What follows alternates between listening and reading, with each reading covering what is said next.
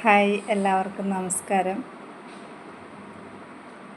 ഇന്ന് നമ്മുടെ കുട്ടികൾ ഏറ്റവും കൂടുതലും മാനസികമായിട്ട് അനുഭവിക്കുന്ന ഒരു കാര്യമാണ് അവർക്ക് വീട്ടിലെത്തിക്കഴിയുമ്പോൾ പേരൻസ് അടുത്തില്ല എന്നുള്ളത്. പല കുട്ടികൾക്കും അവർ വീട്ടിൽ വരുമ്പോൾ സെർവൻസ് മാത്രമേ ഉണ്ടാകാറുള്ളൂ.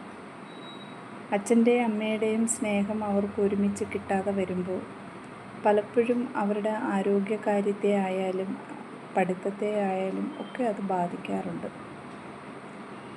പേരൻസ് എപ്പോഴെങ്കിലും ശ്രദ്ധിക്കാറുണ്ടോ നിങ്ങളുടെ മക്കൾ കറക്റ്റ് സമയത്ത് ഫുഡ് കഴിക്കുന്നുണ്ടെന്നും ആ കഴിക്കുന്ന ഫുഡ് ആരോഗ്യകരമായ ഫുഡാണെന്നുമൊക്കെ?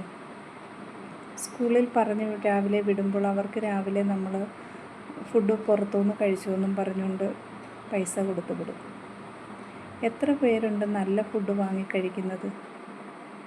കൂടുതലും അവർക്ക് ഇഷ്ടമുള്ള ബേക്കറി ഐറ്റംസ് ആയിരിക്കും അവർ വാങ്ങിക്കഴിക്കുന്നത്. സ്ഥിരമായിട്ട് ഇങ്ങനെ ബേക്കറി ഐറ്റംസ് വാങ്ങിക്കഴിക്കുകയും അതുപോലെ ടിന്നിൽ വരുന്ന പാനീയങ്ങൾ കുടിക്കുകയും ഒക്കെ ചെയ്യുമ്പോൾ നമ്മുടെ കുഞ്ഞുങ്ങൾക്ക് എന്തെല്ലാം ആരോഗ്യ പ്രശ്നങ്ങളാണ് വരുന്നത്. ഇമ്മ്യൂണിറ്റി പവർ നന്നായിട്ട് കുറയും അവർക്ക്. അതുപോലെ ശരീരത്തിലെ പല അസുഖങ്ങളും ഉണ്ടാവും. അവർക്ക് എന്നും ഉള്ള ഒരു അസുഖമായിരിക്കും ക്ഷീണമെന്ന് പറയുന്നത്. അവർ ആഹാരത്തിനെ ശരിക്കും വെറുത്തു പോകും. നമ്മുടെ വീട്ടിലുണ്ടാക്കുന്ന ഭക്ഷണം അവർക്ക് ഒട്ടും ഇഷ്ടമല്ലാതാവും.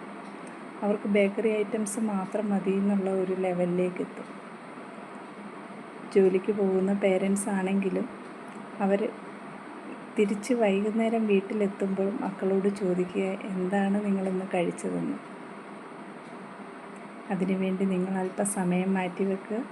കുട്ടികളുടെ ആരോഗ്യം എന്ന് പറയുന്നത് വളരെ പ്രധാനമാണ്. കുട്ടികളുടെ വഴിക്ക് വിടാതെ അവരുടെ ആരോഗ്യത്തെയും കൂടി ശ്രദ്ധിക്കാനായിട്ട് നമ്മൾ വേണം അതിന് മുൻകൈ എടുക്കാനായിട്ട്. ആരോഗ്യമുള്ള ഒരു പുതിയ തലമുറ എത്തണമെങ്കിൽ അതിന് നമ്മൾ പേരൻസ് വിചാരിച്ചാലേ പറ്റുകയുള്ളൂ. ഞാൻ ജയന്തി പ്രകാശ്.